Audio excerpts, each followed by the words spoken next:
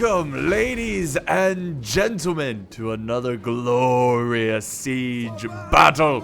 My name is Apollo, and once again, we are playing Total War Rome 2. This is a very common settlement. We've seen this settlement before. Or have we? Have we seen it before? It's a little different. It's actually I think it's a pretty solid defensive settlement here, where we've got multiple layers for the defenders, especially over here. I mean, look at this. There's 1, 2, and that's it. There's 2 ways to attack this secondary area, and then there's a third area with only, I guess, 3 ways to 3 areas you have to defend it, 3 ways to attack. And there is a little side area you can attack as well, so we've seen different variations of this map, but let's go ahead and dive into the armies here and get this battle started. So we have the Iceni attacking dead center. They've got a nice force here ready to go. Right next to him, he has Kush. Kush, they are already opening fire. They've got some African giant ballistas trying to bring down some walls, which are actually 3% away from being destroyed. He also has a lot of siege towers moving up with his Iceni allies. Over here, we have Antony's Rome. So this is a faction from Empire Divided. This is technically a glitch in the game. Let me just slow motion it here so I can explain how this happened. So you can actually save an army and then load that army even if the host is playing on a different version of the game. So the host of this version is probably playing on what are they playing on? Probably just normal grand campaign. Well, you can load armies from different DLC. I recommend you don't do that because the balancing of these forces are going to be different. It's not going to be very balanced. So I don't know if this Roman army here is going to be very good or very bad, but it's going to make things interesting, that is for sure. That is very, very much for sure. So on the defending side, we've got very, very powerful defensive armies. We have Sparta, let me get normal speed here. Sparta, Carthage, and Macedon. So very, very strong, very powerful factions in regards to defending. Very defensive factions. So this is going to be extremely tough for the attackers. Very, very tough for the attackers. But let's see if they can pull this off. Now, they are shifting around some troops over here. We got Kush sending around their warriors. They've got their disciples of Amidmak, which is a pretty cool unit. Kind of sad, though, seeing all the lion heads on them. Like, I know it's a video game, but I just imagine all the lions they had to kill. I mean, I bet back then in the day, lions were not in danger. They're not, struggling. I think every species was doing pretty well. I shouldn't say every species, but you know what I'm saying. Generally speaking, the health of the environment of the world would be better because, there's less humans on the planet, less industry, you know what I mean? Anyways, let's get to this battle. So here comes the charge. This arrow tower just barely makes it. It's got 88% fire damage, but it's going to be able to close in the gap here and take out, look at this, light this thing on fire, and that's going to take it out of the battle right away. They don't really care about this. They're kind of holding the choke points, the 2 road angles to this spot. We also have a ram going to the gate and more siege towers coming aboard. Here we go. Look at this. Iceni is ready to party. They are here ready to go. And this is going to be tough. This is going to be very tough. Here we go. Nice little charge here. A little awkward bit of a fight. We got the Thorax Swordsman of Macedon holding back these sword band. Thorax Swordsman should win this engagement, but I can imagine that Rome here is going to be sending up some nice infantry to support the Iceni, which is kind of weird to say. But yeah, they're going to support the Iceni in this push. Macedon mostly focusing their forces over here against the Roman player. So Macedon, it's always good in siege battles for players to kind of focus on one point, like instead of having units kind of everywhere, because it will make their micro a little bit better instead of trying to look around every single angle of this map and trying to fight everywhere. It's just easier to micro, and you'll make your units be more effective because you can control them a little bit better. So it's good to see that they're kind of doing that, where Macedon is defending this area, Sparta defending this area, and then Carthage defending this area. As the fight with Iceni and Sparta continues, we have Kush trying to set up some troops here against Macedon. Now, they did bring down this section of the wall, but there's some Carthaginian African pikemen ready to defend it. This is going to be a really tough unit to break through, but Kush is being very wise about it, using archers, using artillery to fire down on the hoplites. Oh god, look how close this boulder was, this rock, and hitting these men. Oh jeez. Hits the sacred band though. That is a tough unit. It's a tough unit, and it's a unit that you don't want to see go away like that. There we go. Here comes a push. Iceni moving up some cav. I think they were trying to get them by surprise here. I'm sure they're very happy. Wow, this is laggy. I apologize about that. I don't know what's going on there. But very big move there, trying to, I assume they're trying to rush in before Carthage could set up a nice defense. And are these the pikemen? I think they are. Yeah, the pikemen, yep, they're back in action. They're going to get right back to this front line and hold them back. And Kush is going to lose a lot of troops by doing this. Kush might want to step back, keep using his archers, and use a little bit of a more patient approach. But there's a big fight going on over in near the center. Kush is really pushing in with a lot of troops. Iceni pushing in with a lot of troops, and Sparta's doing the best he can to hold back these guys. So things are getting pretty intense at this point of the battle. And over here, Rome is starting to push in as well, taking on some thorax swordsmen. This is the legionary cohort. They should be able to break the thorax sword, especially if they have them outnumbered. Well, actually, we've got some hoplites in the mix as well, so I still think Rome should take this engagement after a period of time, but it's still going to be pretty close. Still a pretty intense fight over here. It looks like Rome's really starting to push back Macedon. I really like the placement of troops here by Rome. I think they're doing a pretty good job, and I think they're probably going to be... I think Rome's going to have the most success in terms of breaking through first, because there's just a lot of gaps in this defense. And you can see, look, he's already storming across the battlefield, chasing down skirmishers. Ooh, throwing the Pila after them as they retreat back to safer points of the battlefield. And that's a really bad sign right there. Rome is behind enemy lines. That means he's going to be able to support his allies that are still trying to fight their way through this defense. If he can get these Roman legionary cohort to get behind these troops, he could easily break down Sparta, because Sparta's great, but if their flank is exposed, they're nothing. I mean, obviously, Sparta is an all-spear faction. They have no swords. So if the key is to get around them, attack their sides, attack their backs. Try not to fight them head on unless you have to. But that's the best approach here in trying to take out Sparta. And I think Rome can easily do that. And again, the fighting is just still so intense over here, as these Kush warriors keep pushing. Look at this brawl over here. Look at this. Just a madhouse. Kush doing everything they can, and Carthage is just throwing. It's just like the two forces are just throwing their men into the mix. Let's see what's going on over here. Okay, very smart. They did retreat out of here. Not losing. Look, they didn't lose that many. Looked like it could have been a lot worse, but yeah, they have fallen back. Probably going to attack more on this side as well. So let's go back over here where, oh my god, huge break going on with these Peltas. I assume the Peltas have used up all their ammo, and now Macedon is kind of covering the retreat. Look at Rome. Yeah, Rome, like I said, was on the backside of Sparta. Now they're hunting down retreating forces, which is not a bad idea, because Rome here, even though he's going to lose this engagement, he's keeping these royal Peltas from being able to retreat, and hopefully more Romans will come in to support. The more you can cut down before they can retreat over here, the better it's going to be for you, because, well, this defense is going to be tough to attack, so the less men they have, the better. Back over here, Rome breaking down these thorax swords. And like I said, it looks like Macedon is on its last leg in terms of this outer defense.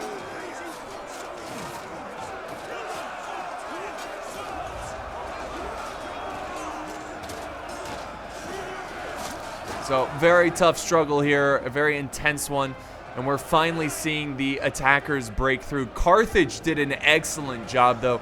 Do want to tip my fedora in the direction of the Carthage player. He did an excellent job, and now he's going to have a lot of reinforcements to fall back with, and he killed plenty of them. So really, really great fight. I mean, look at the carnage here. Kush just had no luck trying to break through, and look at this. They're at it again. They're at it again. They've got some leopard warriors now taking on the sacred band. And this really shows like how diverse and how mixed Africa is. Both these factions are from Africa, and just look how vastly different they are. People often make that mistake of thinking of Africa being like, you know, very just, it's just a very mix of cultures, you know. It's a huge continent. Africa is massive, so it's really not surprising to see such difference in cultures in such a big continent. But yeah, the Sacred Band doing a great job here of holding these guys, and they're probably gonna, I don't know if they're gonna win, but they're gonna take down a lot with them. It's just a tough spot to attack. They even got some archer support. Where is that? Where are those archers? Oh, they're right here. Look at it. Yeah, that's going to rack up. These are mercenary archers as well. These guys are really good. They're going to do a great job of just killing these guys. And more troops are coming in. They're not giving up this spot. I think Carthage is going to be able to hold here. Kush has really sacrificed a lot. And look at, oh my God, no, hold on. Hold on. I am mistaken. I thought Carthage was going to fall back. No, they've sent their men, who have very successfully held back Kush, back into the front line to hold this outer defense, to stop these attackers from being able to push to the secondary wall. I love it. I love that no-quit attitude. Look at Carthaginians are everywhere. The heroes of the battlefield so far.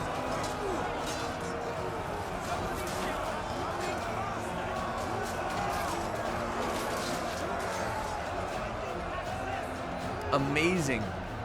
Amazing. Now, I don't think Carthage is going to be, well, yeah, Carthage might hang on over here. He's got a lot of pikemen doing their job.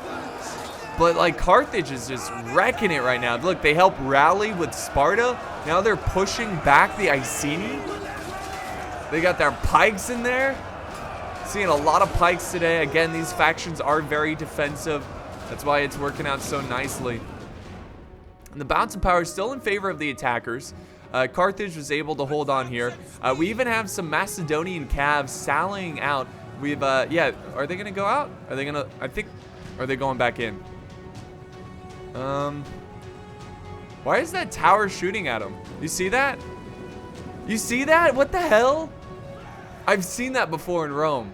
That arrow tower just killed, call me crazy, but that arrow tower just killed multiple cav units from this Macedonian cav. That is insane. Okay, so let's, you guys might have to rewind and look at that, but like, that looked like some friendly fire, intentional friendly fire. But it seems like even though with the support of Carthage, Sparta is still struggling here. I think Carthage is actually, yep, they're falling back. And I think that's smart. I think it's smart for Carthage to do that because they don't want to hang around for too long. They want to fall back as quickly as possible with healthy numbers because they're just too outnumbered at this point. They've lost too many men. They need to use the inner defenses to be able to really hang on to this one. I mean, Carthage has definitely set the momentum well, like really set the, oh, nice little flanking charge by the Romans. They really set the standard in terms of a good defense here. Now it's up for them to fall back and reform their position. And I think we're about to jump into the second phase of this battle because really what's left are just handfuls of Spartans, which I think Sparta could have done a little bit better in this defense. The placement of his troops really blobbed up and not exactly protecting their flank. It is actually really hard. I shouldn't say really hard, but a map like this, like the barbarian maps are my favorite because they're so open. Like, look at this. So open. There's so many different places to attack, and it makes it harder to defend, especially if you're a more like Greek or / Roman, you know, one of those factions that rely heavily on phalanx, because it's so easy to outflank them. And I think that's what we saw here over on this side with Rome and Macedon. It's just they had a tough time holding every single spot, and but not to say that they didn't put up a good defense. I think they did, and I think they're looking really good in this battle right now. I mean, look at what's left. Look at this. So this is going to be insane to attack, just insane to attack. And I would be greatly concerned if I was the attackers. At this point, I'm just trying to clean up all the defenders as possible. Like over here, I'm seeing Romans hold. This is bad. Romans are holding 1 unit of Romans, or holding back 3 units of the Iceni. He should be flanking around. There's no excuse here. He needs to get around, surround these Spartan hoplites, and get them off the battlefield. So that's one less Spartan unit you have to worry about. There's more fighting over here, but it's really not much. Again, get around these Spartans, take care of them. Looks like the Romans are kind of in their back line. It's much better than the other Spartan unit against the Iceni. So let's head back here and just kind of look around at what's left really quick. Mostly Macedon and Carthage. Not a lot. Well, there's some Spartans over here. We got 2 units of Spartan hoplites. We've got the Spartan Heroes of Sparta, which is the general of Sparta. So Sparta's not completely out by any means. Sparta still has a lot, but I would say, well, actually, hold on. I am completely blind. There's a lot of Sparta. They kind of blend in with Macedon. They have very similar colors here. But yeah, there's actually still a ton. Macedon's actually the one that has probably the least amount of troops. But there's still, in total of the defenders, there's still a ton. And they're going to be able to really hold out here for a while. But I'm going to go ahead and fast forward, guys, until the armies are ready to attack or defend the next layer of this beautiful settlement here. Alright guys, welcome back. So it seems that Rome is going to lead the charge here in this next layer of defense. We didn't really miss much. They did have some fiery balls of justice, you know, that ball trap they have. Well, the funny thing about that is that anyone can trigger that trap, even the enemy. So what happened is they charged up a unit, triggered the trap, and nothing happened. It was like a depleted unit that it doesn't matter if they die anyways. So yeah, they completely just like, they're like, oh, you got your fiery balls of justice? Okay, I'll just charge up and use them myself. I don't care. But the Romans are being smart here. They're using their Pila, trying to soften up these hoplites, and they certainly did that. Look at this. These guys are littered with Pila. Oh my god. So Rome's leading the charge, like I said, and if we look back here, something that I completely missed before the cut, before the edit. Look how many troops the Iceni have. So when I was fast forwarding through this battle a little bit, you know, letting the players get ready for the next stage of the attack, I noticed that a bunch of Iceni soldiers came from the forest. And I was like, holy crap, it's like they called in reinforcements. So Iceni's looking very healthy. And I think if the attackers want to win this battle, it's all going to be on the shoulders of the Iceni. They've got archers, they've got very healthy infantry. Rome also is looking very healthy, but Kush took a lot of casualties. They don't really have much, but at least they have something, right? So back over this way, look at this fight right here. This is insane. Oh my god. Oh my god, this is really cool. This is really cool. That looks sick. Soldiers up here fighting their hearts out. Arrows coming in now. Great support there. They're going to need that if they want any chance of breaking through here. Wow. Got those hoplites in the back. Oh, that's so sick. Total War, you can get some really awesome shots there, you know, screenshots and whatnot. But yeah, that looks really cool. And Rome's doing a pretty good job. I don't know how I feel about having all of these troops here. They're kind of blobbed up. One of the reasons is because these rocks right here makes it very difficult to to walk through. They kind of disrupt your formation. I don't know if that's why they're kind of in this 2-column formation, but I'm really thinking the attackers need to kind of expand their horizon here. They need to attack at different points of the battle. They attack over here. They need to, I think there's only 2 points. So here and here, they have to send something over here if they want success in taking this settlement. But it's really tough to say. It's just a really tough area to attack.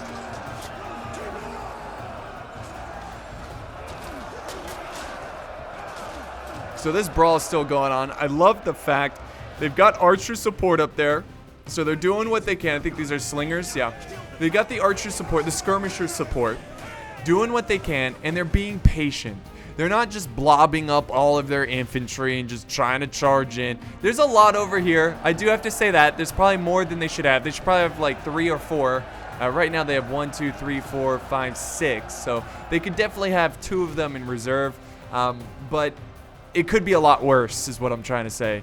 And they're just taking the time. Look at the Iceni are way back here. Now I think that's a little too far away. You definitely want to have your troops nearby to support just in case something happens. But I mean, this is just going to be a slugfest throughout the rest of this battle. I mean, it's really going to come down to whose troops can hold longer than the other troops. I know that's pretty like obvious, but I think archer play is going to be really important at this point of the battle. You know, really trying to use the best of your archers, taking out their archers, softening up the defensive units like hoplites. Look at the sun coming. That just looks so good. So good. And Macedon is trying to reclaim the defenders, I should say, or trying to reclaim this tower. It keeps going back down, down and up. The defenders definitely want this tower, obviously, so they can fire down at the attackers. I mean, these arrow towers are very deadly. They are a big support, and honestly, you need every single support, every tool you can have to defeat your opponent. And I think Rome's actually going to be able to slice through here these hoplites. And as soon as they do, they're going to be able to, well, they're going to face another healthy line of Spartan hoplites ready to go. I mean, seriously, healthy. I mean, they haven't lost a single man yet. So it's going to be tough on Rome, as they've already fought through so many. So yeah, Rome is slicing through these guys. Again, I don't know if it's because they're OP, because they're from a different DLC, but that might be the case, because it doesn't seem like they lost much there. But we'll see when they take on the very deadly warriors of Sparta. So the Iceni is now moving up their troops. Good to see that. They get to get a little worship in. You know, as they get by the tree, they're like, oh, blessed tree gods, help us as we take on the Greek worshippers, Greek god worshippers, those heathens. So we got more Romans in reserve over here. So what are the defenders thinking here? I mean, when is it time to just give up this point and fall back to here? Or if there even is a time. I honestly think, and I don't know why I say it like that, I honestly think, like, of course I'm telling you everything honestly that I'm thinking. But I guess it's a figure of speech. But I think they should go all in right here. They should commit everyone, because it doesn't seem like they're going to attack here. Now, of course, leave some units behind. But overall, like, if this is it, if this is the only point they're going to attack, then defend it with everything you have. Because if they break through there, well, now you got to defend 3. Not 2, not 1, 3 different points of attack.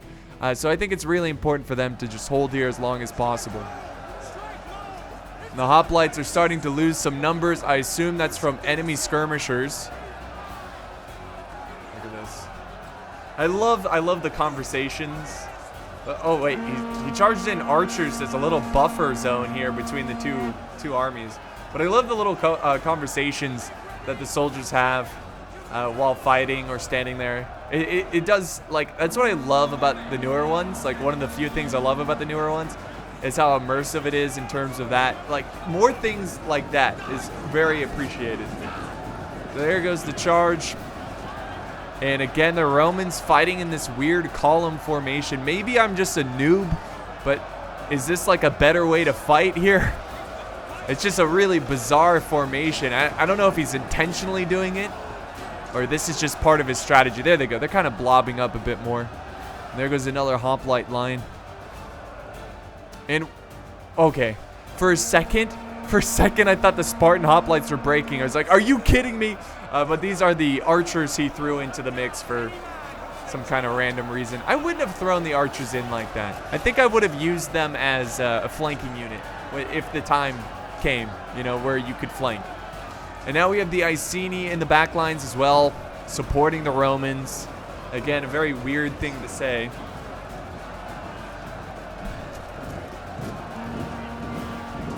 And now they're pushing up.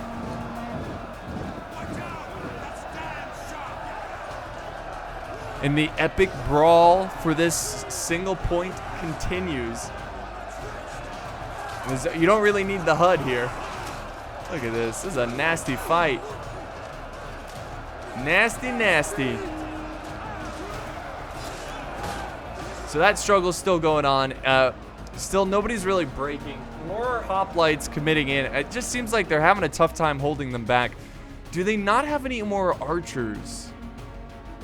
It doesn't really look like it. They got some archers here, but do they have... Their bows are out. They might want to start using these archers. These archers are pretty much used up their ammo. We've got a really bold push. Now we've got some ability. Shield wall, rally, raise banner. They're using all of their general abilities to try to break through here. This is the critical moment, guys. This is the epic moment of where someone is either going to make a stand or break through. They're going all in. And look at the defenders are going all in as well. We've got 2 units of Sacred Band coming in. You guys see me moving up more troops. Kush and Rome. They've got some troops in reserve here. But yeah, this is going to be it, guys. That's kind of really surprising. I don't know why they're doing that. Like, even just 3 units. Just send 3 units over here. I mean, I know these are pikemen. Maybe that's why. Maybe it's like, don't even bother. Those are pikemen. We're not going to break through. But this is just mad. This is a mad dad right here. Look at this Spartan officer. Let's watch him. A little life of a soldier here. See if he can get some kills. Look at him right in the front. He leads by example. Kind of. Come on. Come on now. Oh, he's slowly getting pushed back into his lines. Uh-oh. Someone just... Look, he's like, oh, I'm going to fall back now. I think I've seen enough death for today. I mean, those Spartan warriors are just those elite soldiers who basically have no standard. Well, how should I put this? Their duty is basically to the death. Like, there's no surrender. There's no running away. It's to the death. Just one of those elite units of that kind of mentality. And that's basically what we're seeing right here. Iceni look at this. Look at this. Iceni really pushing in here. Oh my god.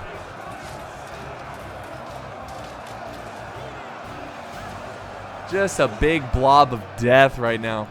And I'm really still surprised. Still surprised they're not sending around the units to attack the other way. It would have been cool if you could go up another way. Or even send up like ladders. I wish there was more of that in Rome 2, where you had siege equipment you could use on other parts of the wall, like a secondary wall. Because usually it's like, all right, you use the siege equipment on the first wall and then that's it. Because you can't bring in the siege towers. So I wish they had more, like Medieval 2, how you could carry in the ladders. I wish they had more of that. So yeah, the fight is just brutal right now. And They're committing too much. They're committing too much to the fight. They should probably sit back some units here. Let them rest, because I've mentioned this a million times. I might as well mention it 1,000,001 times. The units in the back right here that are considered fighting are just getting exhausted without killing any of the enemies. So you're just better off letting them sit back. I don't know if they are considered fighting though. No, it doesn't say they're in combat, so that's good. Yeah, they're not in melee. But a lot of the units back here are in melee, and they're just getting tired. So I hate blobbing up, but I guess in this case, it's not the worst, because you're not getting a lot of arrow fire coming down on you, and you're definitely causing a lot of chaos for this front line. I mean, they're using sheer mass to break through, to push back these defenders. And I really wish Total War, like CA, would do more with mass, you know, especially in siege battles. Because oftentimes you have a unit that has very little mass holding back a unit that has tons of mass, you know. I just wish mass played more of a part. What are we seeing here? Oh my god, look at this. Yes, the Cav charging into the back lines. Macedon saying hello. How did he do that? He must have did he go around this way? He must have. Unless he had another unit kind of hiding over here. But very good flanking Cav charge. I don't know if it's going to get much done, but it's causing the enemy or the attackers to kind of think about it a little bit. Now we've got more archer fire coming in from someone. Yes. We got the mercenary archers over here.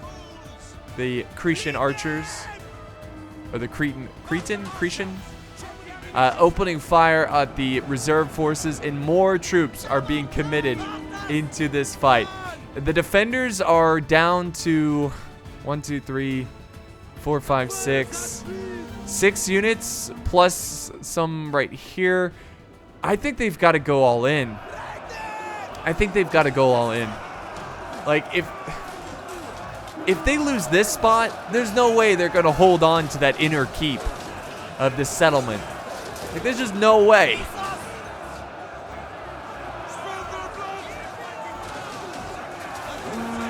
It's so intense. I mean, I can't imagine being in the front line here with all those spears just clashing and stabbing and slicing. It's just, it'd be rough. It'd be rough, man.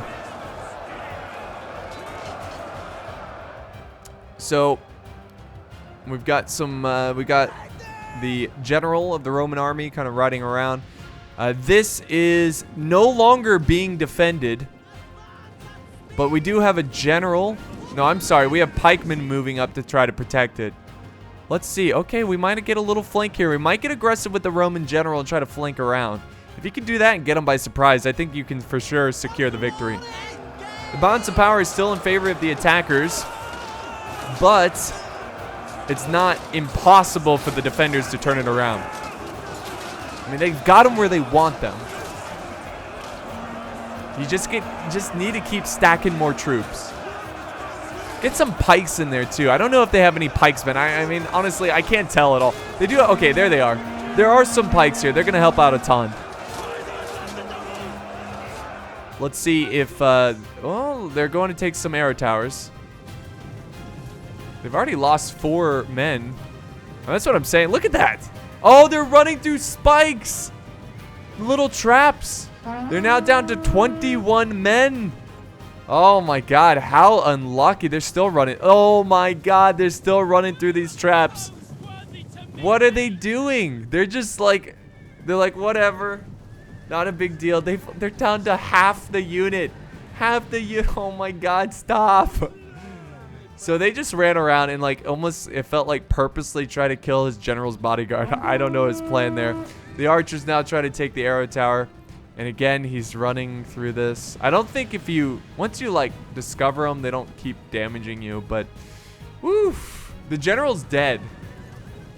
I just realized the general's dead. I just said that. Oh my god. So maybe he is using it to maybe his general died and he's just using it to uncover this trap. I don't really know. I don't think much is going to come out of that. Uh-oh. Iceni kind of breaking through this gap here a little bit.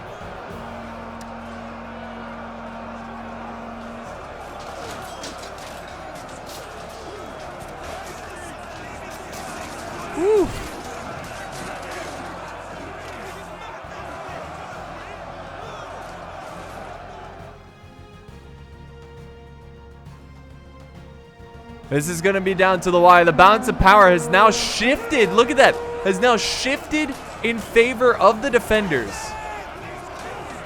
So they're starting to turn this around, and they're showing the enemy how defensive they are, how well they can hold a single point like this.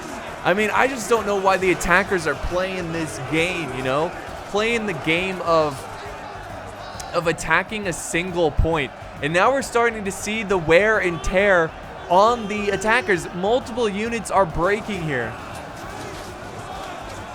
Multiple units. And they don't have any more reserves. The entire force has been committed to this fight. The defenders are now just piling in more and more troops. And it just has me scratching my head wondering, why did they not attack this point? Why did they not attack this point? I would have sent... So what I would have done, and it's always... Okay, let me just state this. It's always easy to look back and basically, you know, be an armed... How should I put it? It's always easy to look at this replay and see what someone did wrong, rather than when you're playing live. So I don't want to act like I'm some expert or anything, but I think what I would have done, committed a lot of infantry over here, sent all of my archers with some infantry over to this side, use the archers to just really soften up the pikes, and then push up with the infantry. I'm not sure if the attackers would have had more success if they did that.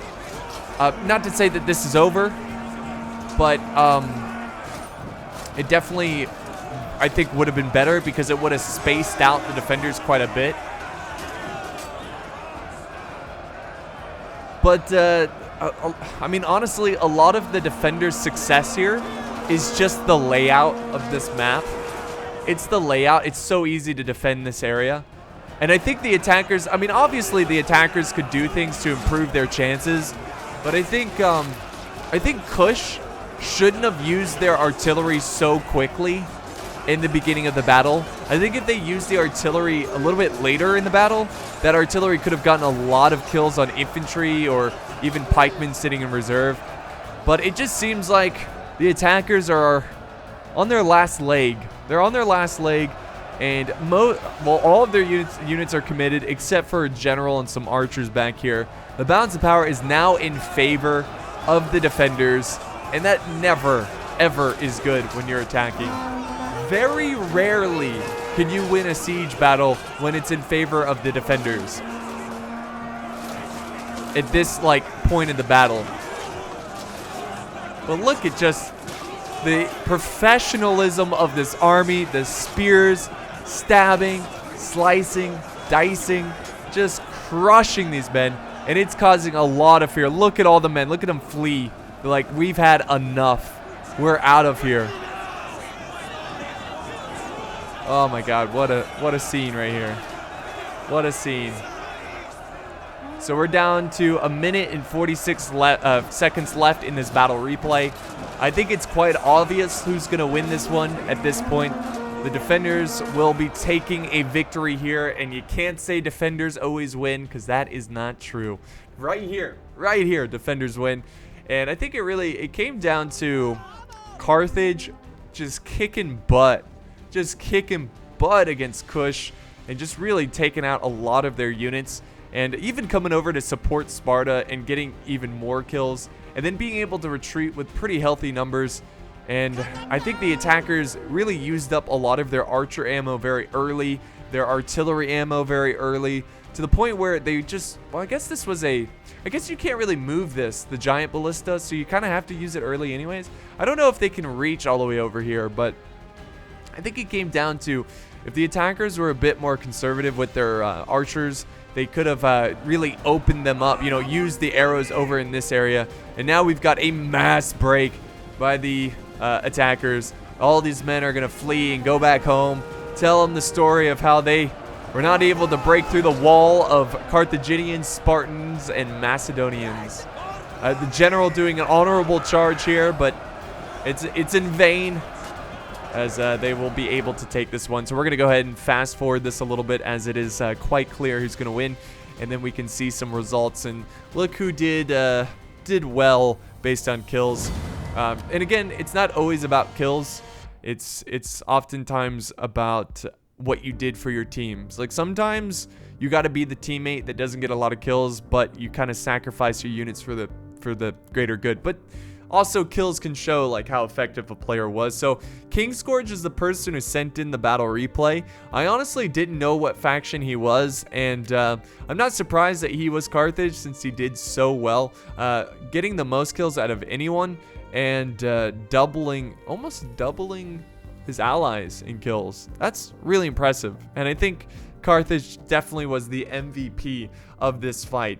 You can see that his African pikeman getting 705 kills. Archers racking up a lot of kills. That is insane. One unit alone gets a huge percentage of how many kills he got. So he did a great job with this pikeman. Really good job. His allies did well as well. Sparta getting the second most kills, and Macedon getting the least amount of kills, which he really kind of struggled at the beginning there. But to be fair, a lot of his units are healthy. So maybe they didn't see all the fighting they could see, and they could have potentially gotten more kills. So, Rome did very well. They did extremely well.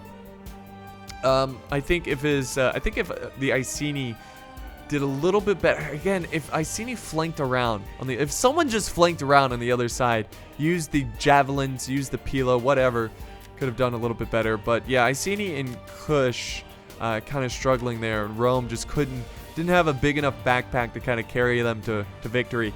But that's going to wrap it up here for today's siege battle. Thank you so much for stopping by.